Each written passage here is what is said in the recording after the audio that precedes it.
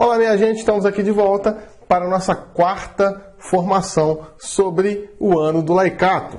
Ano do laicato esse que está sendo iluminado, como eu já disse algumas vezes aqui nessas gravações, com o documento 105 da CNBB, Cristãos Leigos e Leigas na Igreja e na Sociedade, Sal da Terra e Luz do Mundo.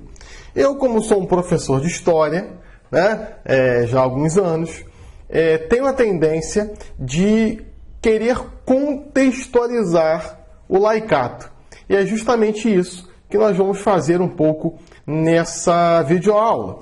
Claro que tendo como base a Apostolicam Actuositatem, depois eu vou cobrar no soletrando Apostolicam Actuositatem, do Vaticano II, que é de 1965. E também uma outra carta que eu emprestei e a pessoa não devolveu, mas está aqui na internet, a Christi Fidelis Laici.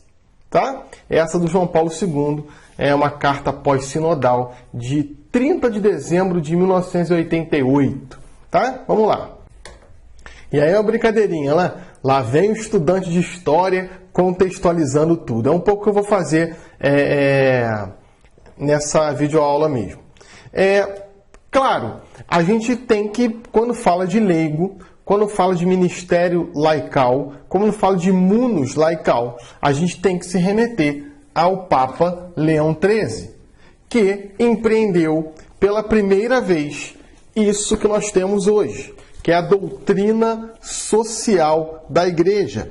E ele mesmo criou depois, mais tarde, claro que ele não cria, mas ele dá a possibilidade para no futuro ser criada, o Pontifício Conselho Justiça e Paz. O que é a Rerum Novarum?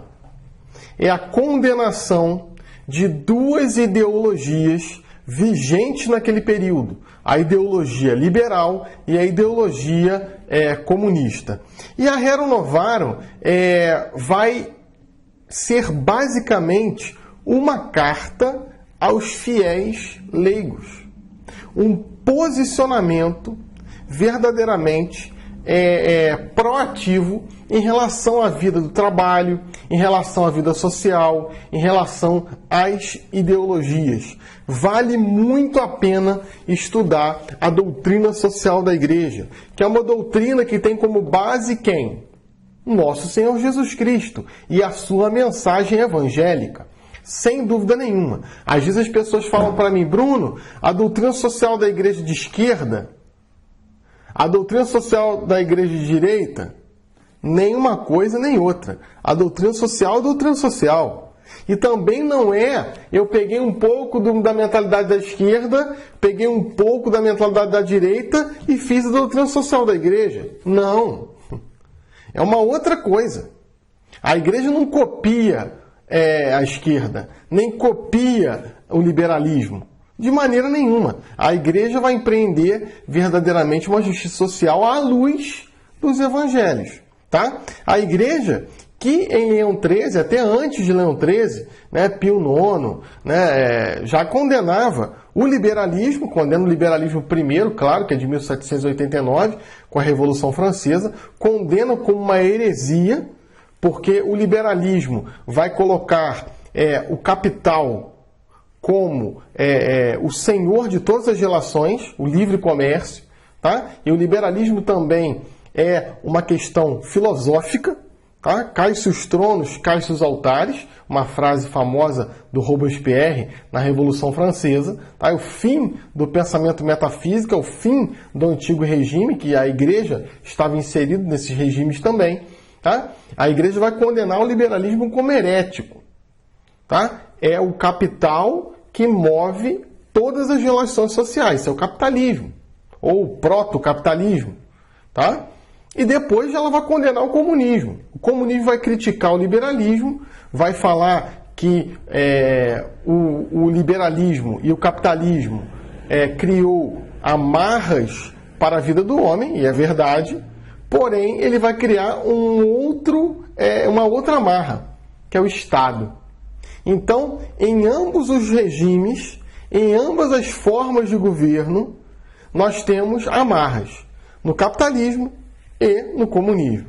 Bruno, qual é a solução? A solução é você ler a doutrina social da igreja e ver verdadeiramente o que a igreja pede em sua doutrina. Claro que se você está participando de alguma assembleia, eu falei leigos e doutrina social da igreja. Então, parece que eu falo só sobre isso, não é o caso agora, né? Falei um pouco sobre liberalismo, um pouco sobre o comunismo, né? O comunismo que é mais combatido pela igreja justamente pelo momento que o Leão XIII está, em 1891, tá? A segunda revolução industrial bombando, revolução tecnológica bombando e o homem se coisificando, né? O que é o comunismo? O comunismo busca comum, um bem comum, porém com uma luta de classe, algo que está lá no livro 2 do Karl Marx, né, chamado Capital.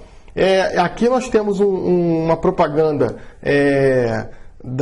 do Partido Comunista Bolchevique, que empreendeu a Revolução de 1917. Na Rússia, eu tenho a camponesa com uma foice e eu tenho o trabalhador russo industrial com um martelo. Tá? Só que na frente deles eu tenho um soldado.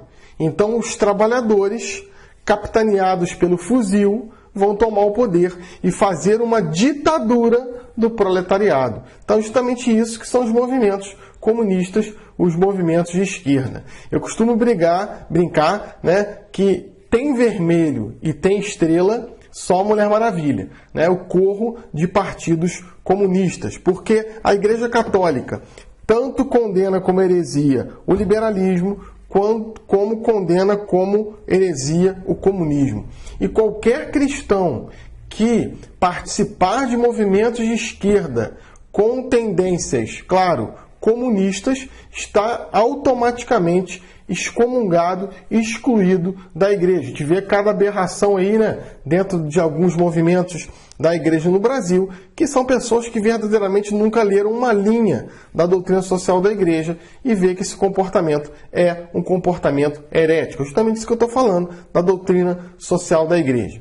Depois, em relação a ações para o laicato, né? Lembro para vocês que o nosso estudo é sobre os leigos no documento da igreja e a história do laicato. Eu tenho São Pio X, que vai empreender o catecismo de São Pio X, tá? Antes a gente tinha um catecismo chamado Catecismo de Párocos, que era um catecismo só para os padres, né? Em 1905, o Catecismo de São Pio X, que tinha basicamente a nossa organização, a organização que tem hoje. Depois a gente vai ter o Catecismo de Leão XIII, chamada Fé Explicada, da década de 40, também é bem interessante. Isso foi também um impulso para a vida laical, porque agora eu tenho um compêndio de fé em minhas mãos e eu posso verdadeiramente me formar, estudar, sem depender de simplesmente uma instrução sacramental. Não, agora eu tenho doutrina nas minhas mãos, sem dúvida nenhuma foi um impulso.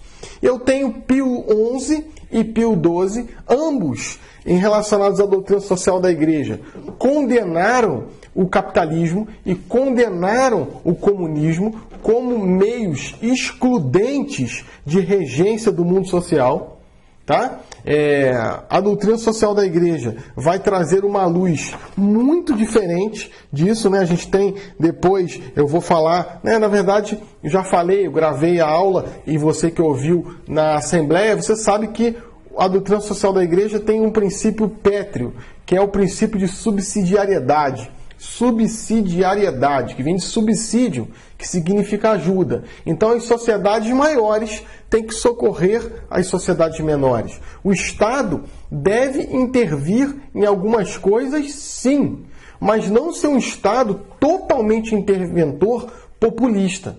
Então tem que ter uma justa medida entre um Estado que intervém em um lugar que precisa verdadeiramente da força estatal e ele se retirar nas coisas que não lhe competem, tá? Então isso é bem interessante. Nós temos a ação católica, famosíssima ação católica, né? E no Brasil a gente tem o cardeal Sebastião Leme, que vai ser verdadeiramente um grande capitaneador da ação católica, ele vai capitanear a ação católica no Brasil. Uma das coisas que o Papa Leão XIII queria com a Rerum Novarum é colocar novamente o empenho da Igreja e o prestígio da Igreja nas relações sociais, porque isso foi se perdendo, minha gente.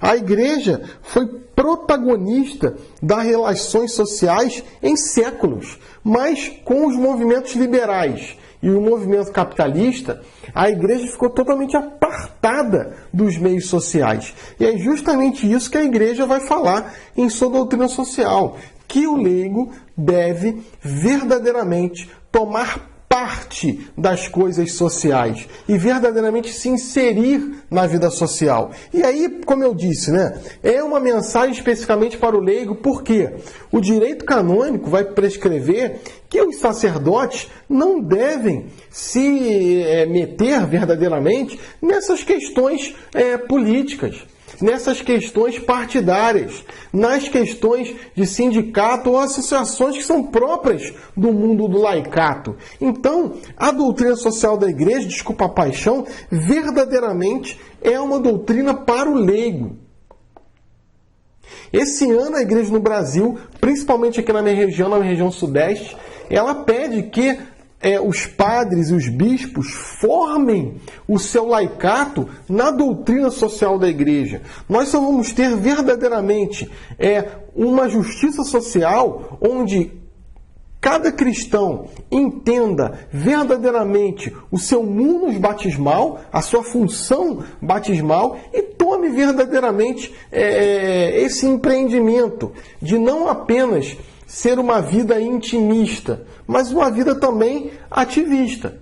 Como eu disse na palestra anterior, não totalmente intimista, não totalmente ativista, mas uma justa medida. E a vida social deve ser verdadeiramente impactada pela mensagem cristã. E quem vai levar isso lá? Quem vai falar de Deus na fábrica? Ou mesmo nos planaltos, nos ministérios? Na vida política, na vida pública, na res pública, na coisa pública? É o bispo, é o padre? Não, é você, leigo. Então, verdadeiramente, precisamos conhecer a fundo a doutrina social da Igreja. Tá? E aí falei do Papa Pio X, São Pio X, na verdade, o Papa Pio XI e Pio XII, que empreenderam a ação católica. E aí vem o leigo no Concílio Vaticano II. Percebe que eu fiz lá uma escadinha, Peguei da Revolução Francesa, 1789, depois peguei o comunismo, no século XIX, iniciozinho do século XIX, depois peguei a Revolução Industrial, uma série de coisas que estão ali no meio e o posicionamento da Igreja em relação a isso. E agora vem o Vaticano II, que verdadeiramente, sem medo de errar, é um concílio que vai querer transformar a mensagem cristã numa mensagem mais palatável ao mundo odierno, ao mundo de hoje. A mensagem não é modificada em uma linha. Ela está pétrea. Porém, o concílio quer que essa mensagem seja mais eficaz no mundo atual, no mundo contemporâneo. E é justamente assim que São João 23, ele vai começar o concílio. Não precisamos de uma igreja que mude com o mundo. Precisamos de uma igreja que mude o mundo, Chesterton, famosíssimo, do iniciozinho do século XX, Chesterton, que sem dúvida nenhuma é um teólogo que deve ser lido, por todo católico, por todo cristão. É um pouco da doutrina social da igreja. Não queremos uma igreja que mude com o mundo, porque a mensagem evangélica é uma mensagem pétrea, minha gente. Céus e terras passarão, mas sua palavra não passará. A mensagem do Evangelho, a sã doutrina, como fala lá a carta de São Paulo a Timóteo, a sã doutrina não deve ser mudada. Porém, nós devemos adequar a maneira de transmitir essa mensagem. Pensar 60 anos atrás, gente, a gente fazendo um vídeo assim, ou eu leigo, falando para padres e bispos. Não acontecia isso nunca, tá? Então, a igreja mudou? Não. O que mudou foi a maneira de anunciar o que a igreja sempre pregou em todos os séculos, tá? O concílio, vamos falar um pouco do concílio. O concílio vai de 11 de outubro de 62 a 7 de dezembro de 1965. E é justamente a carta aos leigos que vai fechar o Concílio Vaticano II. Tá? A gente tem a Apostólica Actuositatem sendo promulgada, né, no dia 18 de novembro de 1965, né? Quase no fechamento do Concílio Vaticano II. Né? A Carta Apostólica Actuositatem, que daqui a pouco a gente vai falar um pouco mais. Aí a sessão do concílio. O que seria um concílio? Os princípios de tradição e missão na igreja. Eu aprendi com a minha querida professora, doutora Marta Braga, né, que é hoje uma monja beneditina na Alemanha, né, sempre rezo por ela, uma pessoa que eu aprendi muito, uma professora de História na Universidade Católica de Petrópolis. A igreja tem um tempo próprio e existe uma vida secular, que é 2018, tá? A igreja tem seu tempo próprio, que é regido pela mentalidade cristã, que é regida pela mentalidade que está nos santos evangelhos.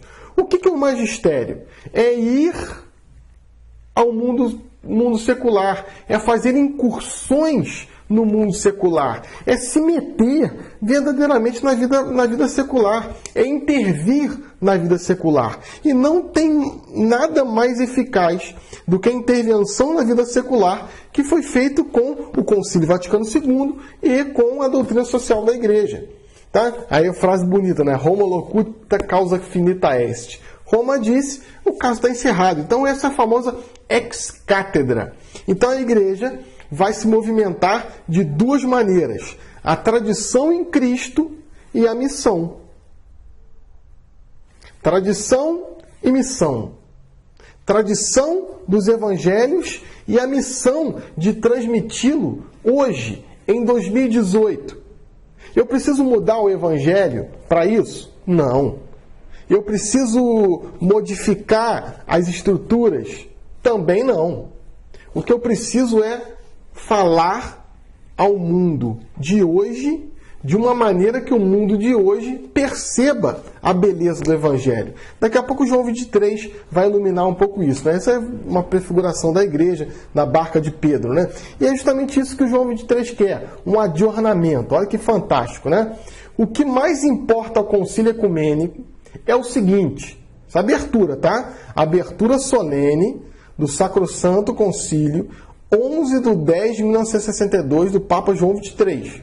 O que mais importa ao concílio ecumênico é o seguinte: que o depósito sagrado da doutrina cristã seja guardado e ensinado de forma mais eficaz. Muitas vezes eu vejo pessoas dentro da igreja falando: isso aí é fruto do concílio. Só se for do teu concílio. Porque do meu concílio, isso não é fruto, não. Em nenhum momento o depósito sagrado da sã doutrina cristã foi alterado. Em nenhum momento. O que deve acontecer é que a mensagem cristã deve ser ensinada de uma forma mais eficaz. E aí que entra o munus laical, aí que entra o munus do batizado, aí que entra a função do batizado. Seja ele leigo, seja ele ministro ordenado. E seja ainda também os irmãos das ordens religiosas, que seguem mais intimamente os conselhos evangélicos de pobreza, obediência e castidade. Temos uma missão única de guardar o depósito da fé e ensinar de uma maneira mais eficaz hoje. Esse verdadeiramente é o espírito do concílio. Muitas vezes eu vejo pessoas falando tanta besteira sobre o Concílio Vaticano II, como o Concílio Vaticano II tivesse acabado com a igreja. Não, meu irmão, muito pelo contrário. O Concílio Vaticano II deu esse adornamento, que não tem uma tradução literal em português, seria basicamente uma mexida, uma modificação, uma aquecida nas coisas. tá? Adornou, fez novo. Né? Isso, sem dúvida nenhuma, é fruto do Espírito Santo. Tá? Em 8 de dezembro de 65, a celebração final com a leitura da mensagem para a humanidade. O concílio trabalhou durante 2 pontificados diferentes.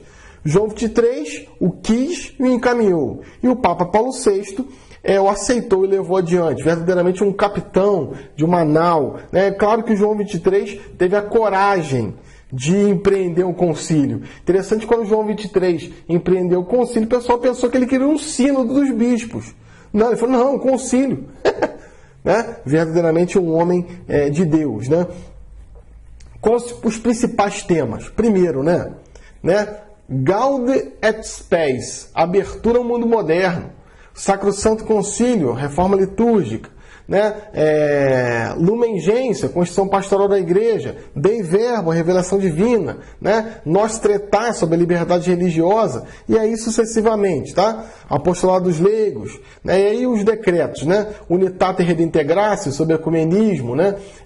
Orientalim Ecclesiarum, sobre as igrejas orientais. Adigentes, sobre a atividade missionária, que vamos trabalhar ainda na temática dessa Assembleia. O que é uma igreja em saída, que fala o Papa Francisco? Uma igreja ad gentes, que vai ao encontro.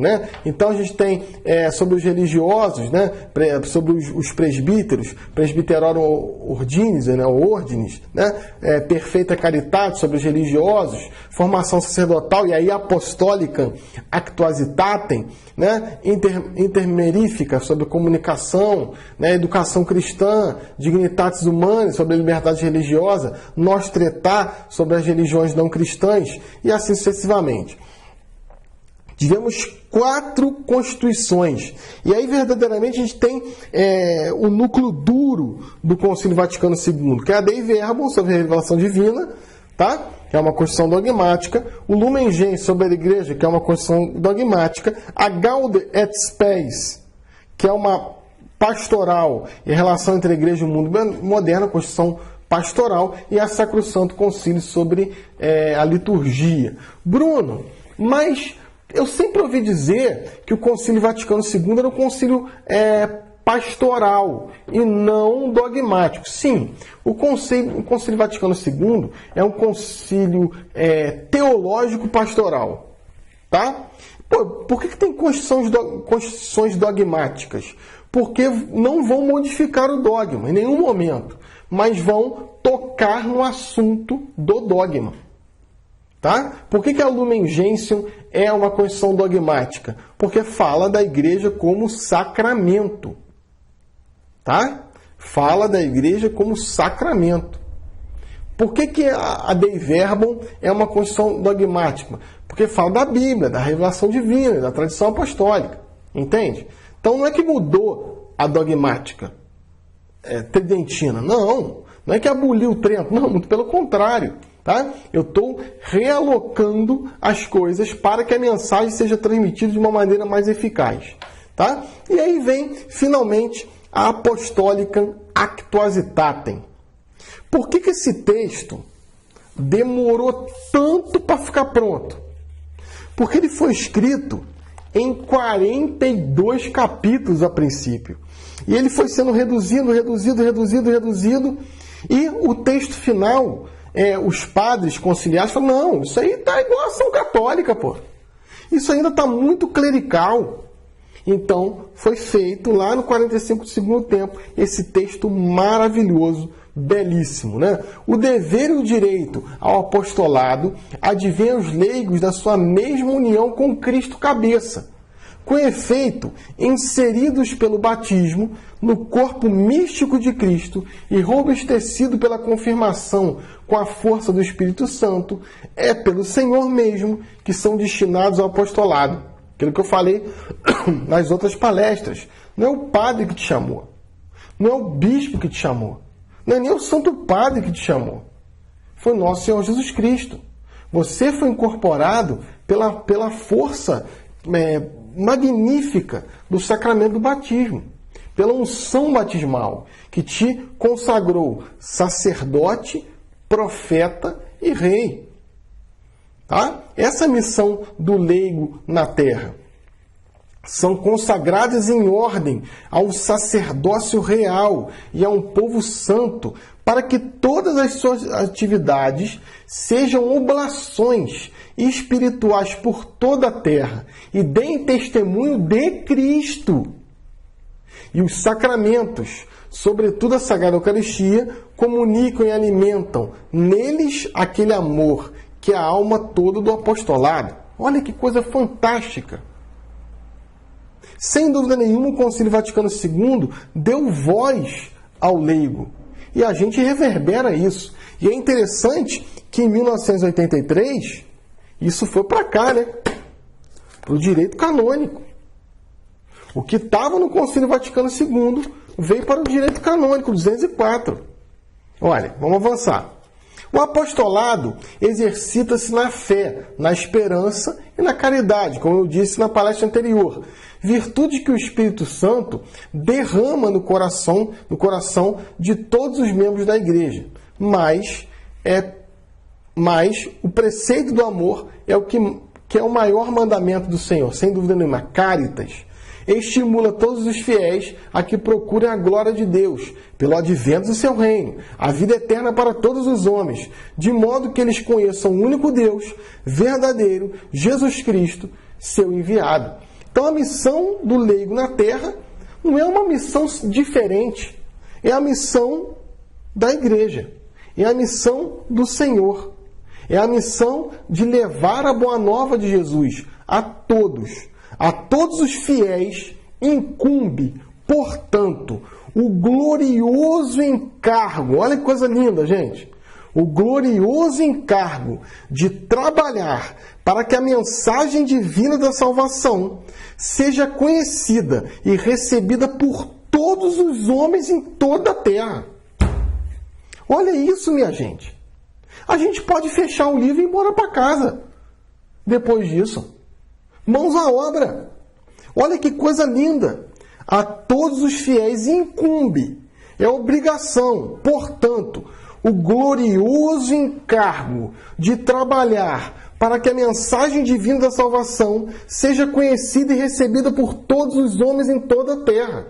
E assim o leigo vai participar verdadeiramente da mensagem de nosso Senhor Jesus Cristo, vai participar da mensagem sacerdotal, profética e régia de nosso Senhor. E aí o que esse cara faz?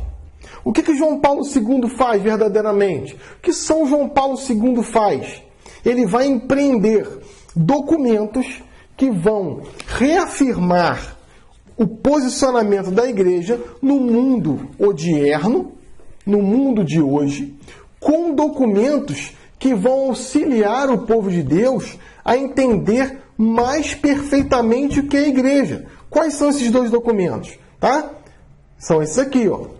Direito Canônico e o Catecismo da Igreja Católica. Mas antes um pouquinho, em 1988, na verdade, ele vai escrever essa carta belíssima, à luz da Apostólica Actuositatem.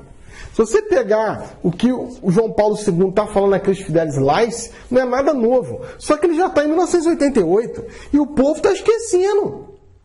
Exatamente como a CNBB nos trouxe hoje. Se você pegar a Apostólica Actuositatem, pegar a Christi Fidelis Laici e pegar esse documento, ambos estão falando basicamente a mesma coisa. Claro que uma mensagem mais atualizada. A CNBB, no caso, está falando para a igreja do Brasil, com as especificidades do Brasil. Agora, se você pegar o que João Paulo II escreve, não tem nada de novo. O significado fundamental deste sínodo, porque em 1988, ano mariano, teve um sínodo dos bispos. E aí saiu o documento Christi Fidelis Laici, tá? E saiu também, depois, em 1992, o Catecismo da Igreja Católica. A ideia de um catecismo surgiu nesse sínodo dos bispos, tá? O catecismo já tinha quase 80 anos, o catecismo lá de São Pio X. O significado fundamental deste sínodo é, consequentemente, o seu fruto mais precioso é que os fiéis leigos escutem o chamamento de Cristo para trabalharem na sua vinha, para tomar parte viva, consciente e responsável na missão da Igreja. Nesta hora magnífica e dramática da história, no limiar do terceiro milênio. Depois o Papa João Paulo II, em 1999, vai escrever a Novo Milênio Neunt, sobre os desafios do novo milênio. E que nós vivemos isso imediatamente. Novas situações, tanto eclesiais como sociais, econômicas, políticas e culturais, reclamam hoje, com uma força toda particular, a ação dos fiéis leigos. Se o desinteresse foi sempre inacessível, o tempo presente torna ainda mais culpável. Não é lícito que ninguém fique inativo.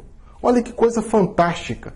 Mãos à obra. E aí tem o Bento XVI, que vai também, juntamente com João Paulo II, empreender o Catecismo da Igreja Católica. Em sua carta fantástica, né? Spé Salve, a esperança da salvação. Ele também toca no mundo laical. Ele também empreendeu o Catecismo da Igreja Católica. E aí nós temos o legado para a Igreja. A gente pode dizer o legado da Igreja desses dois grandes homens, desses dois grandes pontificados. Um pontificado mais curto, sim, do nosso Papa Emérito, mas um pontificado frutuoso, porque ajudou o João Paulo II a empreender o direito canônico e o catecismo da Igreja Católica. Então, basicamente, esse é um resumo do leigo no século XX. Um leigo que, antes do Vaticano II, tinha um posicionamento de uma ação católica ainda muito clerical. Depois do Vaticano II, tem um impulso todo especial com a Carta Apostólica Actuositatem. Depois João Paulo II vem com a Christi Fidelis Laici. E depois esses documentos que vão colocar verdadeiramente o espírito do concílio aqui dentro. Se você quer conhecer o Concílio Vaticano II, meu irmão, tem que ler o Catecismo da Igreja Católica. Se você espremer o Catecismo da Igreja Católica, é o espírito do concílio, verdadeiramente. Ficamos por aqui, daqui a pouco a gente está de volta com a nossa quinta formação.